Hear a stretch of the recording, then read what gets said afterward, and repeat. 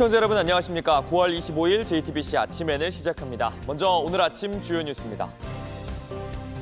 검찰 수사심의위원회가 김건희 여사에게 명품 가방을 건넨 최재형 목사에 대해 청탁금지법 위반으로 기소할 것을 권고했습니다. 불기소를 권고했던 김 여사와는 정반대 결과여서 파장이 예상됩니다. 윤석열 대통령이 어제 여당 지도부와 만찬을 가졌습니다. 한동훈 국민의힘 대표 측은 김 여사 문제 등 주요 현안은 한마디도 없었다며 다시 한번 복대 자리를 요구했습니다.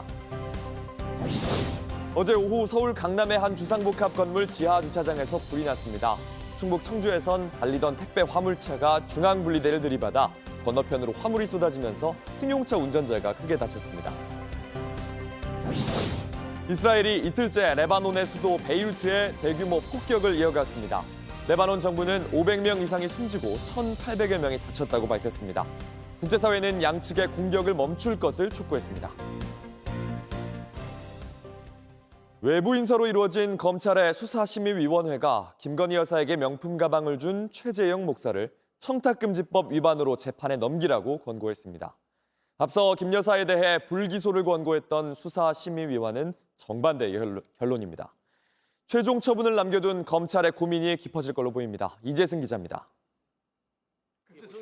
검찰 수사심의위원회가 8시간 회의 끝에 최재형 목사를 청탁금지법 위반 혐의로 재판에 넘겨야 한다고 판단했습니다.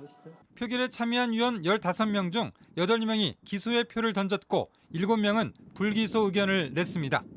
한 표 차이로 기소 의견 권고로 결론 난 겁니다.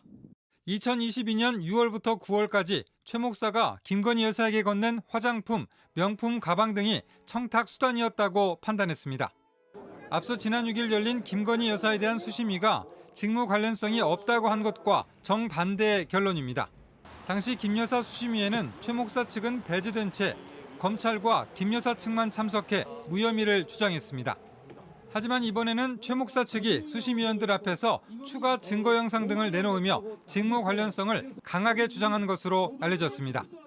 저희 쪽에 유리한 추가적인 자료들을 영상 자료, 또 음성 자료, 또 기타 여러 가지 자료들도 저희가 밝힐 수는 없지만 가지고 들어갑니다. 검찰은 청탁도 아니고 직무 관련성도 없다고 했지만 수심위원들은 최 목사 측 의견에 손을 들어줬습니다. 서울중앙지검은 두 차례 수심위 결정을 참고하고 수사 결과를 바탕으로 관련 사건들을 처리할 예정이라고 입장을 밝혔습니다. 명품 가방을 주고받은 김 여사와 최 목사에 대해 수심위가 각기 다른 판단을 내놓으면서 사건을 무혐의로 종결하려던 검찰로선 고심이 깊어질 전망입니다. JTBC 이재승입니다. 윤석열 대통령과 여당 지도부가 어젯밤 만찬을 함께했는데 끝나자마자 잡음이 나오고 있습니다. 한 대표 측은 JTBC에 김건희 여사 문제 등 주요 현안은 한마디도 없던 썰렁했던 만찬이라고 평가했습니다. 한 대표는 만찬 직후 대통령실에 윤 대통령과 독대 자리를 만들어달라고 다시 한번 요구한 걸로 취재됐습니다. 박사라 기자입니다. 윤석열 대통령과 국민의힘 지도부 만찬은 용산 대통령실 앞 분수정원에서 90여 분간 이뤄졌습니다. 대화 주제는 주로 여야 관계와 국정감사, 체코 방문과 원전 생태계 등이었다고 대통령실은 전했습니다. 다만 의정 갈등이나 김건희 여사 문제 등 민감한 현안 문제는 거론되지 않았습니다. 대통령실과 국민의힘 측 반응은 엇갈렸습니다. 대통령실 관계자는 JTBC와 통화에서 분위기가 화기애애하고 좋았다고 설명했습니다. 만찬 막바지에 윤 대통령이 아이스 라떼를 주문하자 한 대표가 감기 기운이 있으신데 차가운 것 드셔도 괜찮나라고 물었고 윤 대통령은 뜨거운 것보다는 차가운 음료를 좋아한다며 웃음을 지었다고 했습니다. 만찬의 취지가 신임 지도부를 격려하는 자리였기 때문에 그런 현안 문제가 나오지 않았다고도 했습니다. 반면 국민의힘 측 참석자는 분위기가 좋지 않고 썰렁했다고 했습니다. 지도부에게 발언 기회가 오지 않아 대통령에게 맞장구를 치는 수준이었다고 평가했습니다. 한동훈 대표는 만찬 직후 홍철호 정무수석에게 윤 대통령과 독대를 재차 요청하며 독대 요청 사실을 언론에 알리겠다고 한 것으로 파악됐습니다. 어렵게 성사된 만찬에도 불구하고 주요 현안에 대한 성과가 없었다는 비판과 함께 당정 갈등 논란은 계속될 것으로 보입니다. JTBC 박사라입니다. 이스라엘이 이틀째 레바논의 무장정파 헤즈볼라를 향한 대규모 폭격을 이어갔습니다.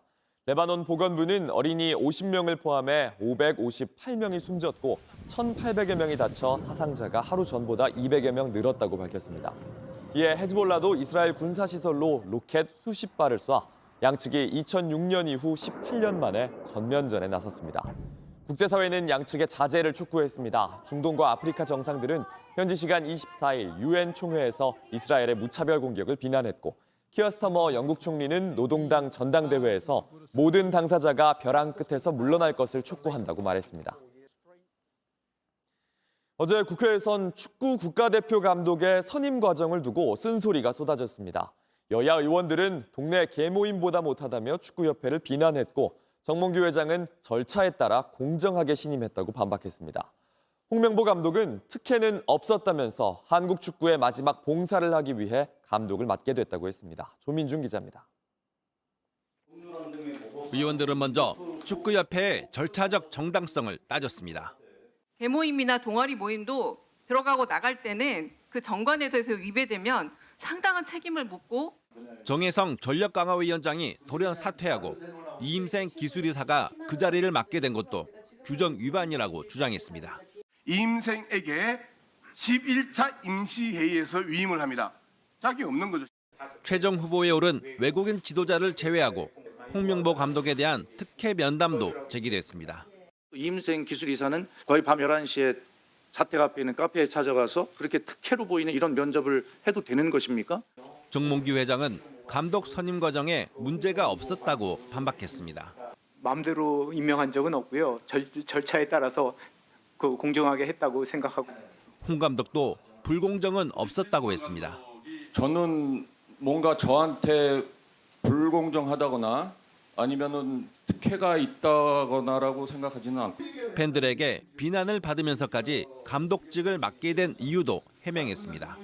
한국 축구의 지금 어려운 점을 외면하기도 참 어려웠습니다. 국가대표팀에 마지막에 봉사를 한번 하고 그러나 이날 회의에선 감독 선임 과정에 대한 명쾌한 설명은 없었습니다.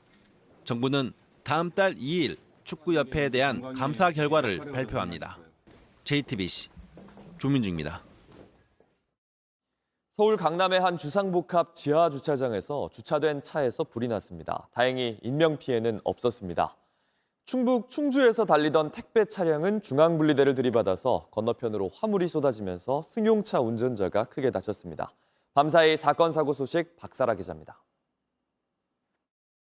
차량 내부가 화재로 까맣게 그을렸습니다. 어제 오후 5시 40분쯤 서울 강남구 도곡동 타워팰리스 지하 3층에서 불이 났습니다.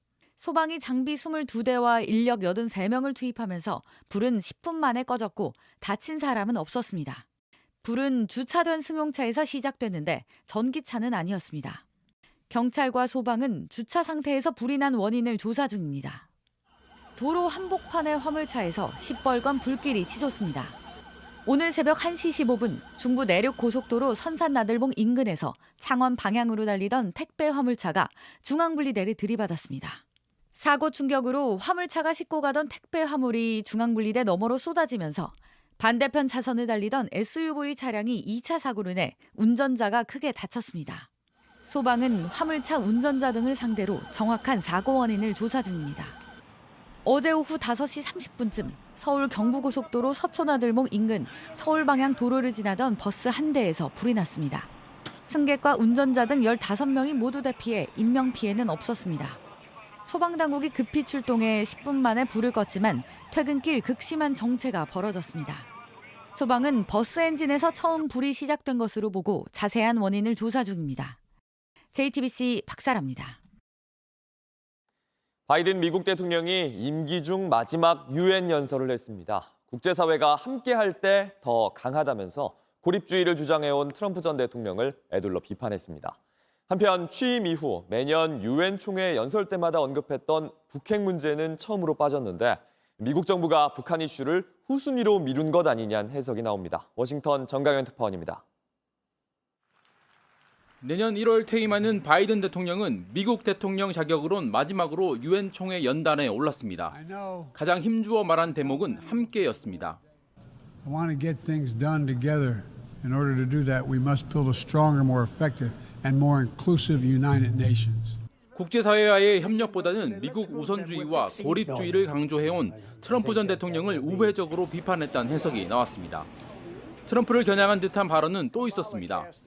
자신이 대통령 재선 도전을 포기한 배경을 자세히 언급하면서 권력을 유지하는 것보다 더 중요한 것이 있다고 강조한 겁니다. This summer, I faced a decision whether to seek a second term as president. It was a difficult decision. My fellow leaders, let us never forget, some things are more important than staying in power. It's your people. 미국 언론들은 이 발언이 세계 각국 독재자들과 트럼프를 겨냥한 작심 발언이라고 평가했습니다. 바이든 대통령은 그러면서 국제사회가 함께 해결해야 할 지정학적 문제를 나열했습니다. I recognize the challenges from Ukraine to Gaza to Sudan and beyond. 하지만 북한 핵 문제는 언급하지 않았습니다. 바이든 대통령은 취임 이후 매년 유엔 총회 때마다 북핵 문제 해결을 강조했지만 처음으로 언급을 피한 겁니다. 내년 1월 퇴임을 앞두고 있는 만큼 상대적으로 단기 성과를 낼 가능성이 있는 이스라엘, 하마스 휴전 등에 집중한 것 아니냐는 분석이 나왔습니다. 하지만 한미 외교가 일각에선 민주당이 정강에서 북한 비핵화 관련 문구를 삭제한 데 이어 대통령의 유엔 연설에서도 관련 언급이 빠지면서 북한 핵 문제가 미국 정부의 후순위 과제로 밀리고 있다는 우려 섞인 평가도 나오고 있습니다. 워싱턴에서 JTBC 정강현입니다. 온라인에서 화제가 된 뉴스, 화제가 될 뉴스를 골라 전해드립니다. 아침엔 소셜픽입니다. 넷플릭스의 예능 프로그램 흑백 요리사가 글로벌 순위 1위에 올랐습니다. 요리 예능에 대한 뜨거운 관심이 요식업계에도 퍼지고 있습니다. 미쳤어. 오로지 맛에만 중점을 두도록 하겠습니다. 지난 17일 공개된 이 프로그램은 제야의 요리 고수들이 최고의 스타 셰프들에게 도전하는 요리 경연을 다룹니다. 방송 직후부터 국내에서 인기를 끌더니 넷플릭스 비영어 부문 TV 시리즈 글로벌 1위를 했습니다. 한국뿐 아니라 싱가포르와 홍콩에서 1위, 18개 나라에서 순위권에 올랐는데요. 해외 리뷰에서도 한국 요리의 다양성을 보여주는 게 마음에 든다. 내가 본 최고의 요리쇼 중에 하나, 이런 호평이 이어집니다. 이 프로그램의 인기에 출연한 요리사들의 식당에도 이어졌습니다. 식당 예약 앱은 발빠르게 출연자들의 식당을 정리해서 마케팅에 활용했고 인기 식당은 이미 예약이 꽉 찰 정도입니다. 망해가던 요식업을 살렸다, 이런 평가까지 나옵니다. 다음 달 8일까지 총 12부의 에피소드가 공개될 예정인데 시청자들의 관심 점점 더 커지고 있습니다. 유명 게임 리그 오브 레전드의 올해 월드 챔피언십 대회 주제곡이 공개됐습니다. 지난해 페이커의 우승을 록밴드 린킨 파크가 노래했습니다.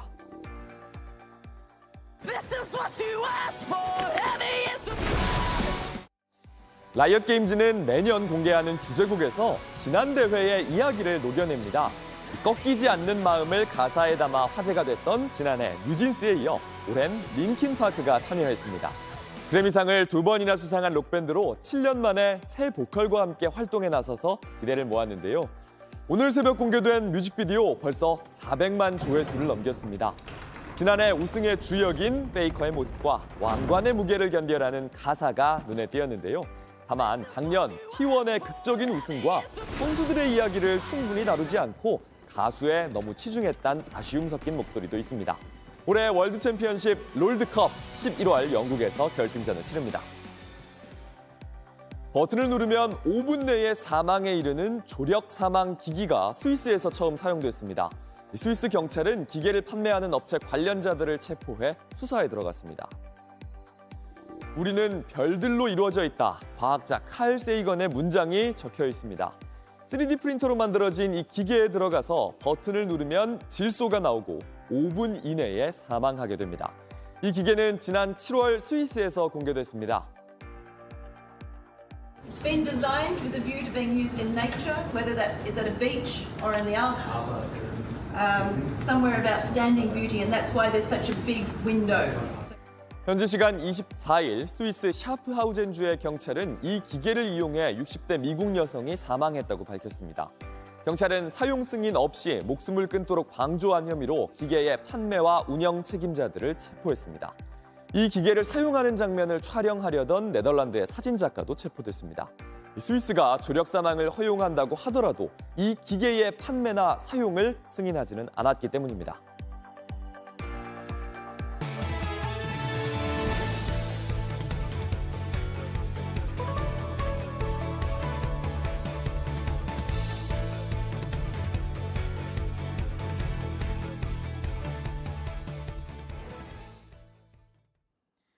검찰 수사가 본격 시작되자 김건희 여사와 이종호 씨가 36차례 연락했다는 소식 전해드렸습니다. 이보다 더 많이 두 사람이 소통하면서 수사에 대비했을 의혹이 제기되는 진술을 확인했습니다. 이종호 씨는 김건희 여사가 내가 저장한 번호 말고 다른 번호로도 여러 번 연락했다. 김 여사가 블록딜 거래에 대해 반복적으로 물었다고 진술했습니다. 여도현 기자입니다. 검찰은 2021년 11월 블랙펄 인베스트 전 대표인 이종호 씨를 불러 김건희 여사와의 연락에 대해 집중적으로 조사했습니다. 통신 내역에서 2020년 9월 23일부터 일주일간 36번, 10월까지 한 달 사이엔 40번이나 두 사람이 통화나 문자를 주고받은 게 나왔기 때문입니다. 검찰이 고발인 조사에 나서는 등 수사가 본격화되던 때입니다. 통신 내역에는 수발신자로 김건희, 이종호란 이름이 정확하게 적혀 있습니다. 그런데 JTBC 취재 결과 이 씨가 사실 김건희는 내가 저장한 번호 말고 다른 번호로도 연락이 왔던 적이 여러 번 있었다고 진술한 것으로 확인됐습니다. 통신 내역에 나타난 것 외에 더 많은 연락을 주고받았을 것으로 보이는 대목입니다. 이 씨는 또 김 여사가 토로스 증권 계좌와 블록딜을 반복적으로 언급했고 블록딜에 대해선 불법이냐고 물었다는 취지로 진술한 것으로 파악됐습니다. 토로스 증권 계좌는 법원이 주가 조작에 사용됐다고 인정한 김 여사의 계좌입니다. 블록딜은 주식 시세에 영향을 주지 않기 위해 장외에서 매수자와 매도자가 거래하는 걸 말합니다. 이 거래가 법원이 공소시효가 남아있다고 인정한 2차 주가 조작 시기에 있었는데 재판부는 시세 조종과 무관한 정상적인 블록딜로 보기 어렵다고 밝힌 바 있습니다.